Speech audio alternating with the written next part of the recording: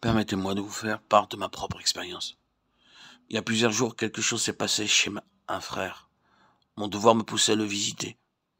À moins de vouloir aller à l'encontre de ce que doit être un chrétien, car il doit y avoir en nous le désir d'être compatissant. Si j'allais le voir, je pourrais d'une part l'aider en lui exprimant mes bons sentiments à son égard, et d'autre part en le préservant de certaines difficultés dans le futur. C'est ainsi que je me suis mis en route pour aller visiter ce frère.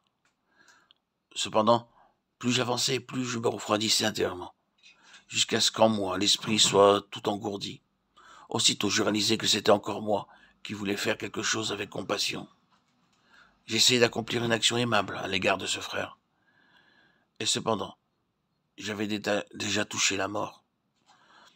L'intention était à la fois louable et juste, mais ne procédait pas de Christ parce que c'était moi qui agissais. Quelle en serait la conséquence si j'entreprenais cette chose?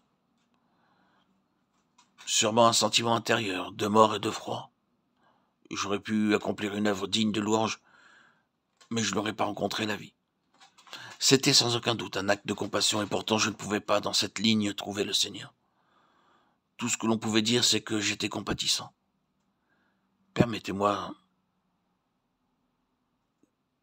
de vous dire que chaque fois que vous touchez Christ, et non pas un comportement, vous touchez la vie. Là où vous ne rencontrez qu'une manière de se conduire, vous toucherez sûrement la mort, car c'est vous qui agissez.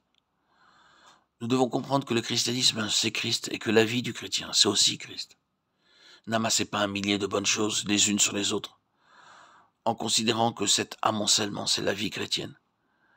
Quand bien même vous rassembleriez toute l'humilité de la terre et des dizaines de milliers d'autres bonnes manières d'être, vous ne pourriez toujours pas créer un chrétien.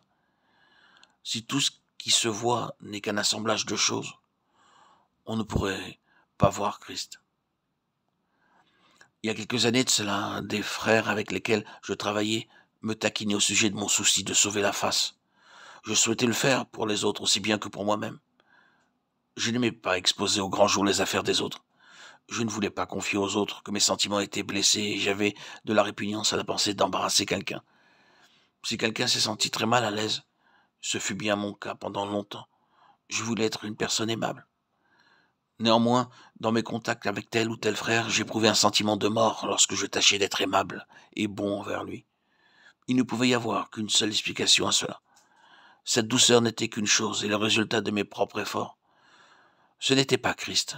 C'est pourquoi je ressentais instantanément la mort. J'avais touché le corps de mort et j'étais affaibli intérieurement. Cela ne me laissait aucune force et m'amenuisait intérieurement. C'est le point crucial de toute cette question. Si nous marchons avec Dieu, nous ressentons les effets de la mort lorsque nous ne voyons qu'une chose. Si ce que nous avons n'est qu'une simple chose, nous touchons immédiatement la mort parce que Christ ne s'y trouve pas. Avons-nous touché Christ? Alors, aussitôt nous rencontrons la vie, car il est lui-même la vie.